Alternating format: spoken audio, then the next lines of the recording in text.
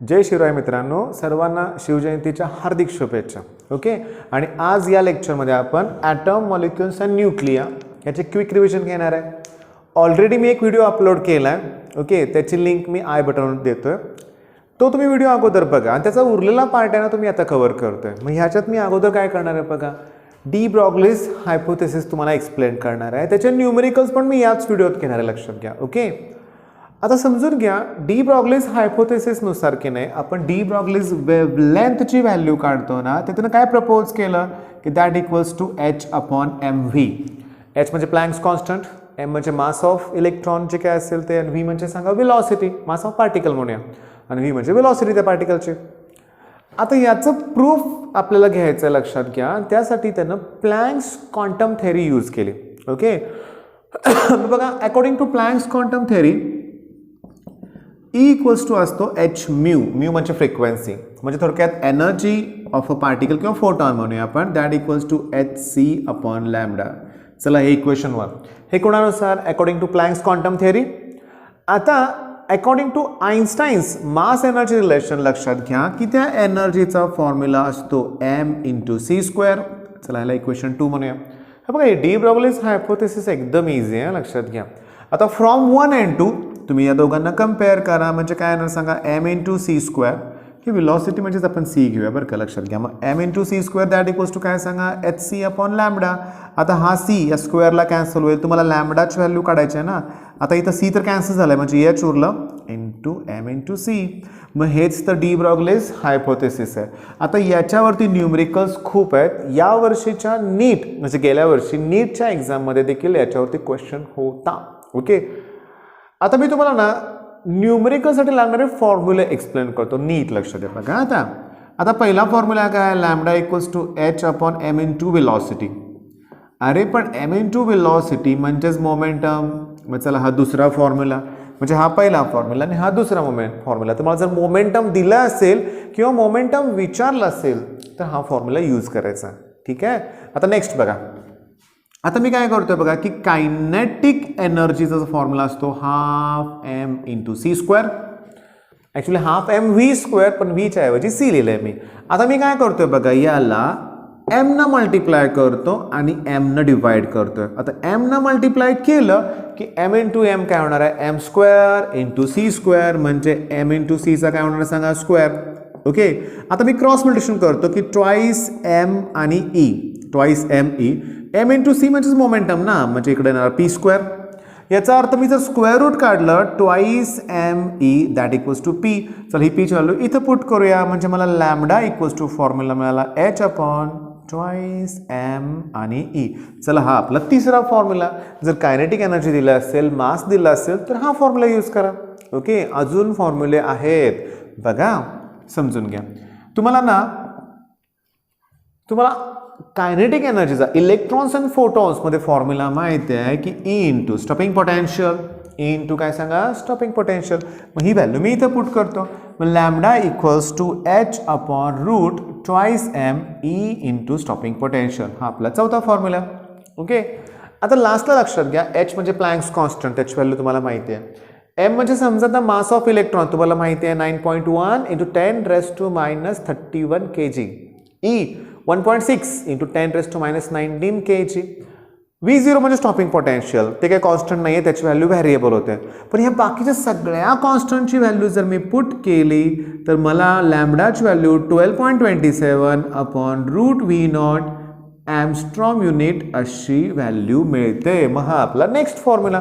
अरे पण हा फॉर्म्युला केव्हासाठी केव्हा यूज करायचा, जर स्टॉपिंग पोटेन्शियल दिलं असेल, इलेक्ट्रॉनसाठी असेल तरच, नाही तर नाही, लक्षात घ्या. ओके, आता नीटला जो क्वेश्चन आला होता त्यात स्टॉपिंग पोटेन्शियल दिलं होतं 10,000 वोल्ट.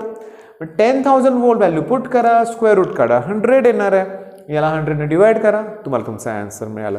आता मी थोडंसं साईडला सरकतोय. ज्यांना मी जे बॉक्स केलेत ना, हे सगळे डी ब्रॉग्लीज वेवलेंथचे फॉर्म्युले आहेत. एकदा स्क्रीनशॉट घ्या, लगेच आपण न्यूमेरिकल्स घेऊया. आपण विद्यार्थी मित्रांनो, हे 4 प्रॉब्लेम मी तुम्हाला सॉल्व्ह करून देणार आहे. पण त्याच्या अगोदर मला काय सांगायचं आहे बघा, की बरेचसे मुलं मला अजून व्हॉट्सअपवर मेसेज करून विचारत आहेत की या टॉपिकमधले इम्पॉर्टंट क्वेश्चन्स त्यातले. तर फिजिक्ससाठी आपण 8 पार्ट टोटल तयार केलेत आणि ऑलमोस्ट कम्युनिकेशनसारखा एखादा किंवा तो पण आपण त्यातले इम्पॉर्टंट क्वेश्चन्स दिलेत. तुम्ही हे 8च्या 8 पार्ट बघा आणि त्यात मी जे क्वेश्चन्स दिलेत तेच करा. सेक्शन बी, सी आणि डी साठी लक्षात घ्या. ओके, कारण सेक्शन ए हा MCQचा आहे, त्यासाठी आपण सांगू शकत नाही काय येईल म्हणून, पण तुम्हाला आता कळालं. प्लेलिस्ट चेक करा, 8च्या 8 व्हिडिओ एका प्लेलिस्टमध्ये आहेत, त्या अगोदर बघाच तुमचे सगळे डाऊट्स क्लिअर होतील. ओके, चला तर मग आता न्यूमेरिकल्स बघूया आपण. Find wavelength of a proton विचारले. बघा, प्रोटॉन इलेक्ट्रॉन नाही आहे, लक्षात घ्या. ॲक्सिलरेटेड बाय 50 वोल्ट, ॲक्सिलरेटेड बाय 50 वोल्ट. लगेच मी इकडे येतो तुम्हाला. पुन्हा इथं वेवलेंथ विचारलंय, ॲक्सिलरेटेड बाय 25,000 वोल्ट. पण मित्रांनो, मी इथं काय लिहितोय बघा, वेवलेंथसाठी फॉर्म्युला लिहिलाय मी 12.27 अपॉन हे पोटेन्शियल, पण याचं युनिट असणार आहे ॲम्स्ट्रॉन. मग हा फॉर्म्युला मी डायरेक्ट का वापरला, कारण इथं दिलंय इलेक्ट्रॉन, मग तो फॉर्म्युला इलेक्ट्रॉनसाठीच आहे. ओके, हे बघा मी कॅल्क्युलेशन करून देणार नाही आहे, लक्षात घ्या, ते तुम्ही करा.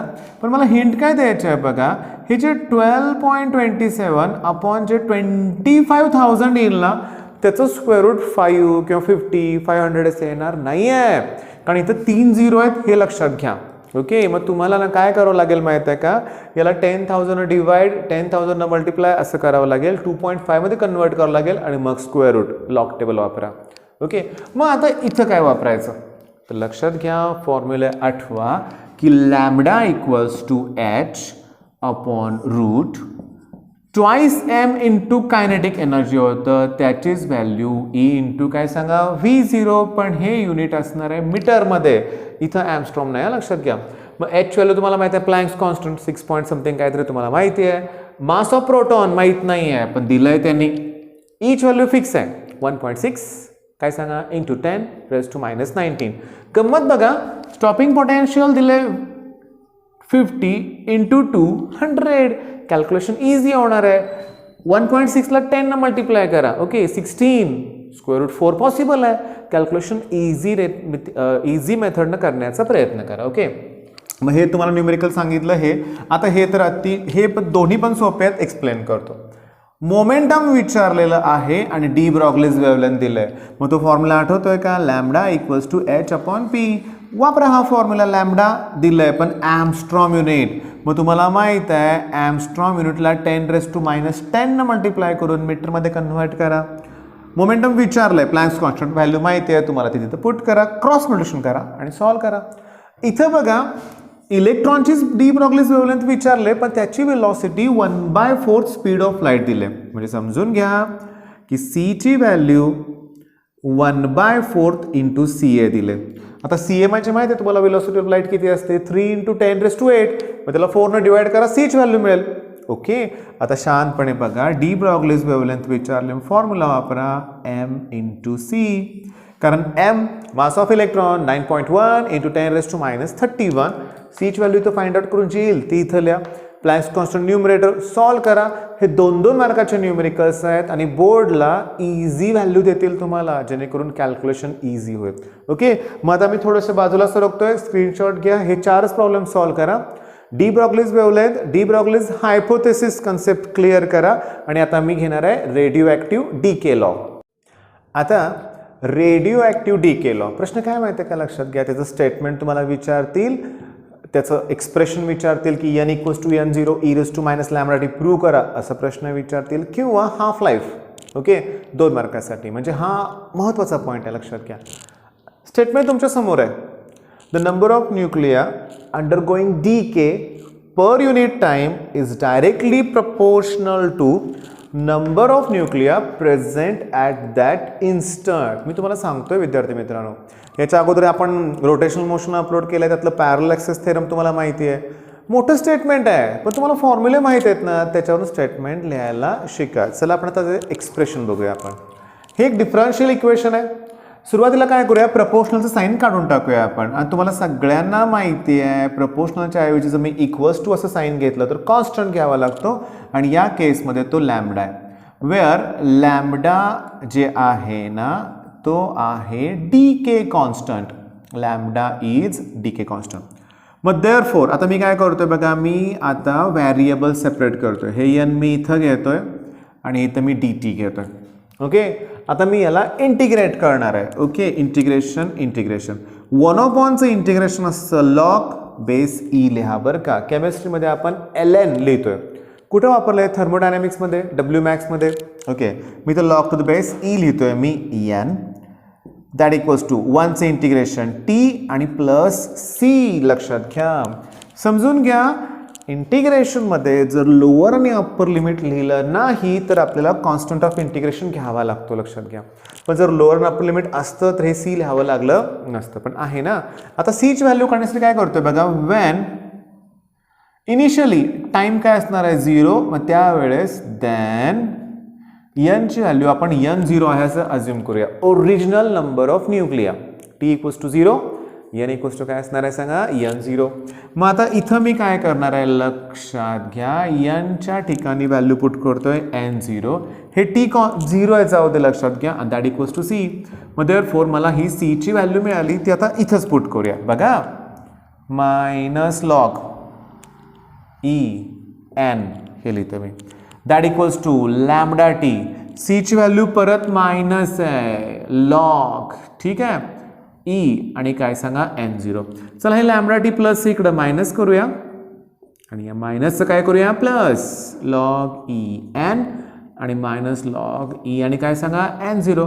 तुम्हाला लॉगच्या प्रॉपर्टी माहिती आहेत, एकदमच मी लॉग लिहू शकतो आणि मायनस आहे म्हटलं डिवाइड, n ला डिवाइड करा n0 न. तुम्हाला माहिती आहे हा लॉगॅरिथम फॉर्म आहे, त्याला आपण आता एक्सपोनेन्शियल फॉर्ममध्ये कन्वर्ट करायचं आहे. अगोदर मी चला उलट लिहितो, ही टर्म इकडे लिहितो, log to the base E N upon n0 minus lambda T.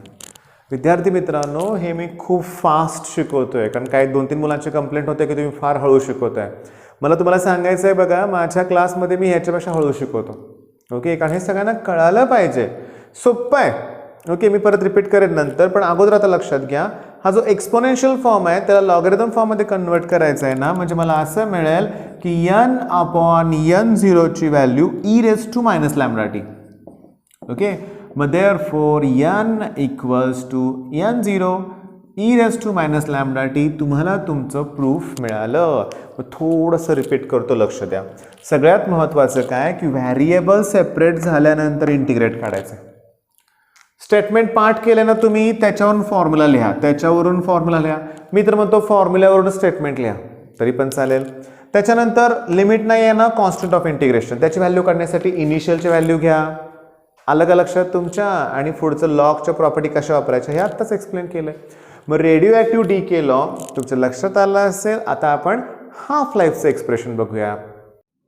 आता मी हे जे हाफ लाईफ पिरियड म्हणजे आपण कॅपिटल टी म्हणूया, ह्याचं एक्सप्रेशन मी तुम्हाला देणार आहे, पण केमिस्ट्रीमध्ये हे खूप इझी दिले, लक्षात घ्या. त्यात आपण केमिकल कायनेटिक्समध्ये. ओके, पण या केसमध्ये थोडंसं किचकट आहे बघा. आता लक्ष द्या, आता आपण प्रूव्ह काय केलं की n equals to n0 e raise to minus lambda T. ठीक आहे, आपण हाफ लाईफ टी म्हणलंय. मग काय होणार की जेव्हा टीची किंमत हाफ लाईफ, आता केमिस्ट्रीमध्ये आपण हे असं हाफ लिहिलं होतं, ते उलटं कळत पण होतं, इथं कॅपिटल टी म्हणजे हाफ आहे, डोक्यात ठेवा. मग बघा, मग जेव्हा टीची किंमत हाफ लाईफ एवढी असेल, मग n ची किंमत साहजिक आहे n0/2 होणार ना.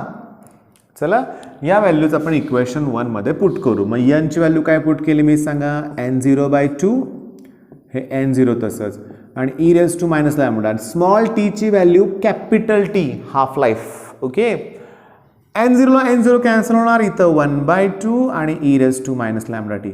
आता तुम्हाला माहिती आहे बाळांनो लॉगच्या आणि एक्सपोनेन्शियलच्या प्रॉपर्टी. इथं मी जर रेसिप्रोकल केला, 1/2चं 2 लिहिलं तर हे पॉझिटिव्ह होतील.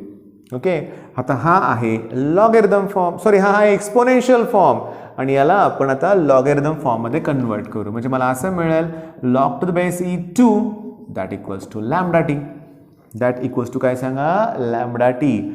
समजून घ्या याची व्हॅल्यू. आता केमिस्ट्रीमध्ये आपण काय करतो माहिती आहे का, याला 2.303 ने मल्टिप्लाय करतो. कशासाठी, लॉग टू द बेस 10 करण्यासाठी. पण केमिस्ट्रीच्या पुस्तकात एक्सप्रेशनमध्ये याची व्हॅल्यू डायरेक्ट दिले 0.693 इंटू लॅम्बडाचं अपॉन लॅम्बडा करा, आणि हेच तुमचं हाफ लाईफचं एक्सप्रेशन. एकदम इझी आहे ना. आता मी काय करणार आहे की या टॉपिकमधले जे उरलेले इम्पॉर्टंट क्वेश्चन्स आहेत ना, हे तुम्हाला मी एक्सप्लेन करेन थोडक्यात, किंवा त्याची लिस्ट देईन. तुम्ही तेच क्वेश्चन करा, सेक्शन बी सी डी तुमचा परफेक्ट होईल. आता या टॉपिकमधले थोडेसेच क्वेश्चन्स उरलेत लक्षात येते. कुठले बघा, न्यूक्लिअर फिशन, न्यूक्लिअर फ्युजन ह्याच्यावरती शॉर्ट नोट विचारत.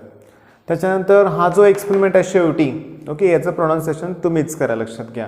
तो जो एक्सपेरिमेंट शेवटी दिला आहे ना त्याची डायग्राम एक्झाममध्ये येऊ शकते, डायग्रामची प्रॅक्टिस करा.